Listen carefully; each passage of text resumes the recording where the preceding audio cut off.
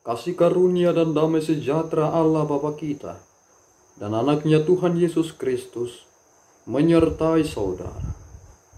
Amin. Shalom, saudara-saudari yang terkasih di dalam nama Tuhan Yesus Kristus. Senang bisa menyapa saudara di tempat saudara berada hari ini, dalam dimensi yang berbeda, tetapi dalam dunia yang sama. Sebagai insan yang diciptakan untuk Tuhan, sebelum kita melakukan rangkaian aktivitas kita pada hari ini, marilah kita mengawalinya dengan mendengarkan firman Tuhan.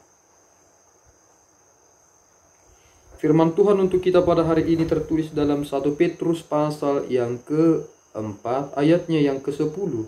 Demikian firman Tuhan. Layanilah seorang akan yang lain, sesuai dengan karunia yang telah diperoleh tiap-tiap orang, sebagai pengurus yang baik dari kasih karunia Allah. Demikian pembacaan firman Tuhan.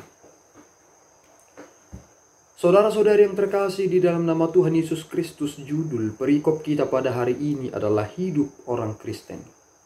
Tentu akan ada kontras perbedaan antara pengikut Kristus dengan mereka yang memahami hidup ini bersifat sekuler.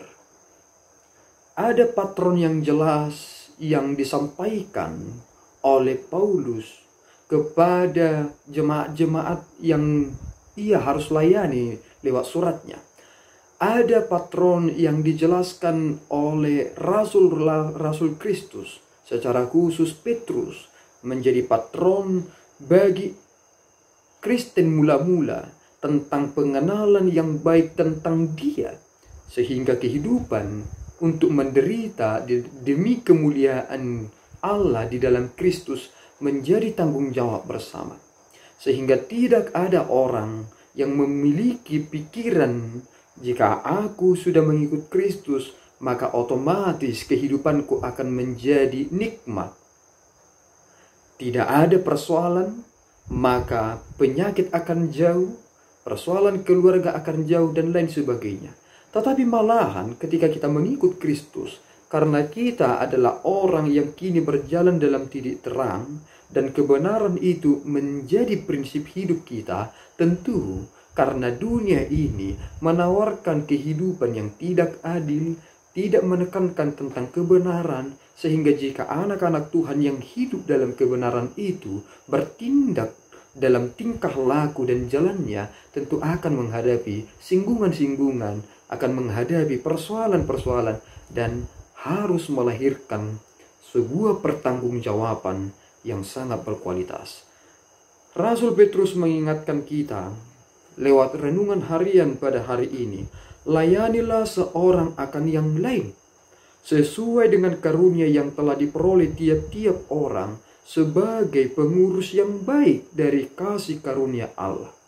Layanilah seorang dengan baik.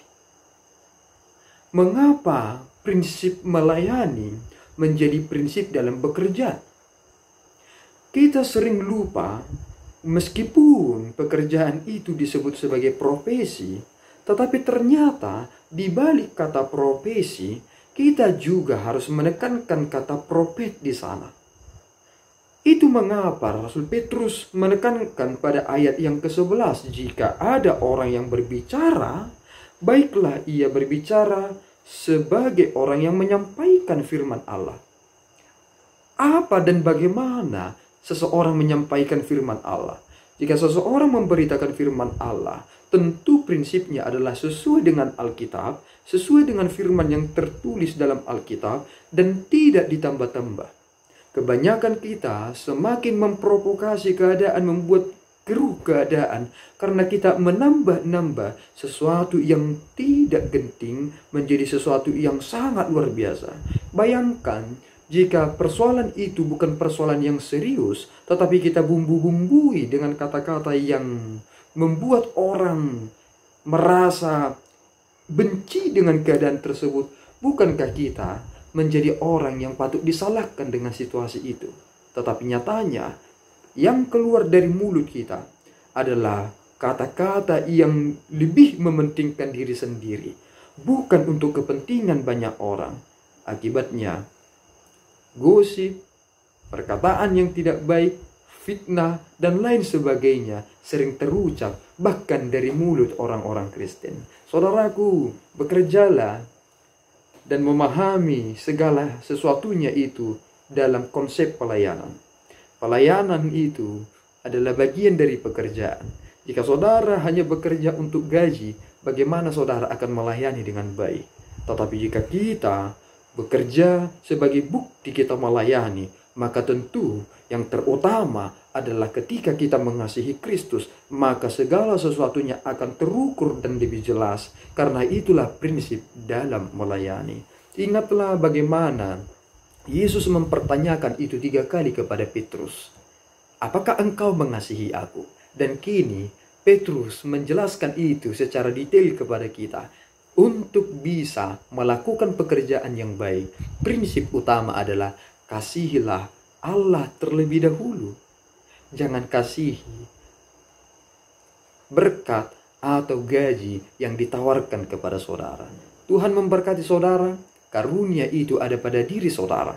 Maka layanilah dengan penuh dengan sukacita sesuai dengan karunia yang telah diberikan kepada kita masing-masing. Tuhan memberkati. Kita berdoa. Ya Allah Tuhan kami bersyukur atas anugerah-Mu yang telah memelihara menuntun kami. Engkau telah memberikan kami cara pandang hidup yang benar. Tuhan izinkan kami supaya hidup lebih berkualitas lagi. Karena Engkau harus kami muliakan dalam hidup kami. Dan Tuhan, kuatkanlah kami untuk menjalani segala sesuatunya. Sehingga kami tidak